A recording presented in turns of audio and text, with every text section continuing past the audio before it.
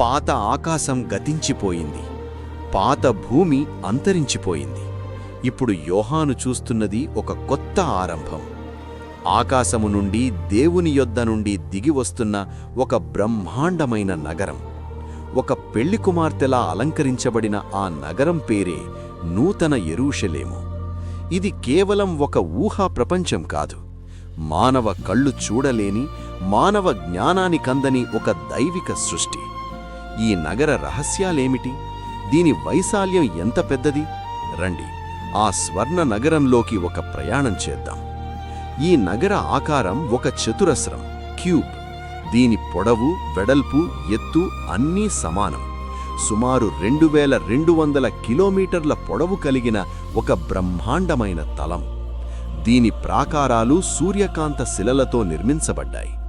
ఒక్కసారి ఆలోచించండి, ఒక నగరం మొత్తం స్వచ్ఛమైన బంగారంతో చేయబడితే ఎలా ఉంటుంది? ఆ బంగారం స్ఫటికంలా మెరుస్తూ ప్రకాశిస్తుంది. దీని పునాదులు సాధారణమైనవి కావు. నీలమణి, గోమేధికం, మరకతం ఇలా 12 రకాల రత్నాలతో అలంకరించబడిన పునాదులు. ఈ నగరానికున్న 12 గుమ్మములు 12 ముత్యాలతో చేయబడ్డాయి. అవును, ప్రతి గుమ్మం ఒకే ఒక పెద్ద ముత్యంతో చేయబడింది.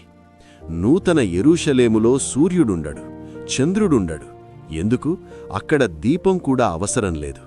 ఎందుకంటే సర్వశక్తిమంతుడైన దేవుని మహిమయే ఆ నగరానికి వెలుగు. ఆ ప్రకాశం ముందు సూర్యకాంతి ఎందుకూ పనికిరాదు. నగరం మధ్యలో దేవుని సింహాసనం నుండి జీవజలముల నది స్ఫటికంలా తెల్లగా ప్రవహిస్తూ వస్తోంది. ఆ నదికి ఇరువైపులా జీవవృక్షం ఉంటుంది. అది నెలనెలా 12 రకాల ఫలాలనిస్తుంది. దాని ఆకులు ప్రజలకు ఆరోగ్యాన్నిస్తాయి. అక్కడ ఇక రాత్రి అనేదే ఉండదు. అయితే ఈ నగరంలో అత్యంత అందమైన విషయం అక్కడి కట్టడాలు కాదు, అక్కడ ఉండే ప్రశాంతత. అక్కడ ఇక మరణం ఉండదు, దుఃఖం ఉండదు, ఏడుపు, వేదన అక్కడ ప్రవేశించలేవు. దేవుడే స్వయంగా అక్కడ ఉన్న ప్రజలన్నింటినీ తుడిచివేస్తారు. పాపం, అపవిత్రత, అబద్ధం ఆ పరిశుద్ధ నగరంలోకి ఎన్నటికీ రావు. అక్కడ ఉండేవారు దేవుణ్ణి ముఖాముఖిగా దర్శిస్తారు. ఆయన నామం వారి నొసళ్లపై ఉంటుంది. అది విశ్వాసులకు ఇవ్వబడిన గొప్ప వాగ్దానం. భూమిపై ఉన్న నగరాలు నశించవచ్చు, సామ్రాజ్యాలు కూలిపోవచ్చు, కాని ఎన్నటికీ నశించని ఒక నిత్య నగరం మీకోసం, నాకోసం వేచి చూస్తోంది. ఆ నూతన యెరూషలేములోకి ప్రవేశించడానికి మీరు సిద్ధంగా ఉన్నారా? ఈ వీడియో మీకు నచ్చినట్లయితే లైక్ చేయండి, షేర్ చేయండి. తదుపరి వీడియోలో ధవళ సింహాసన తీర్పు గురించి చూద్దాం. అంతవరకు వేచి ఉండండి.